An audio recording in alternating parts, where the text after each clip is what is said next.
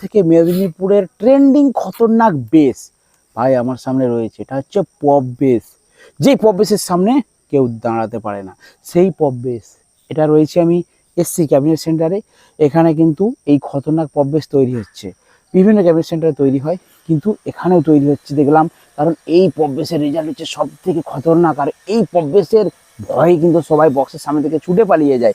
আপনারা যদি এই ধরনের পপ বেস বানাতে চান তাহলে আমার ফোন নাম্বারে ফোন করুন, আমি আপনাদেরকে এই ধরনের নতুন স্টাইলের পপ বেস বানিয়ে দেবো। আর কালার ফিনিশিংটা সেই লেভেলের। আর এটা হচ্ছে 4-এর পপ, মানে পপে কী হয় বলুন তো, 4টে করে স্পিকার থাকে, আর ওই স্পিকারটাকে সেই পেছন দিকে থাকে, আর জাস্ট স্পিকারের যে ভাইব্রেশনটা, কম্পনটা হয়, সেটাই কিন্তু বাইরে বেরিয়েছে একটা সাউন্ড উৎপন্ন হয়, এবং সেটাই হচ্ছে পপ বেস। এখানে কিন্তু কোনো সাউন্ড কোয়ালিটি পাবেন, এখানে খালি ভাইব্রেশন পাবেন, ভাইব্রেশন, যার সামনে কেউ দাঁড়াতে পারবে না।